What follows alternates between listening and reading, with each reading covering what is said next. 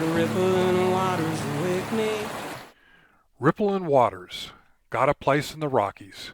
Needed to supply water from the creek up a steep ridge. The shed is in the center and the extraction point is on the left. The creek is 40 feet below the shed. Pumping water is a lot easier than carrying it up the hill. This is one in a series of videos about building the shed. Please like and subscribe to the series. The creek flows year-round and is usually clear and always sweet.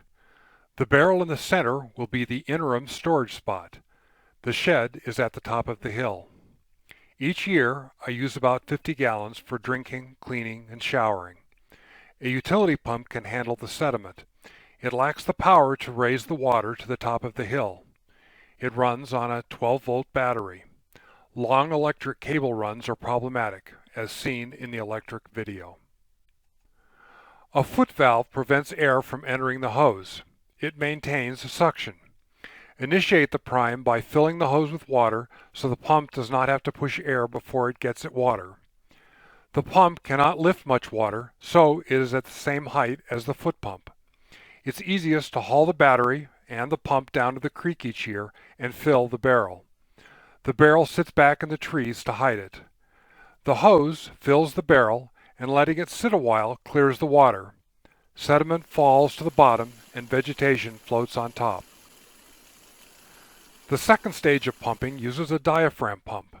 This pump needs clear water and it can raise the water 80 feet. Priming this pump initiates the siphon in plastic tubing. Do not run either pump dry. They need constant water to keep cool and lubricated. Holes in the hoses allow air in, ruining the prime. A quick release connection simplifies attaching the pump to a PEX line.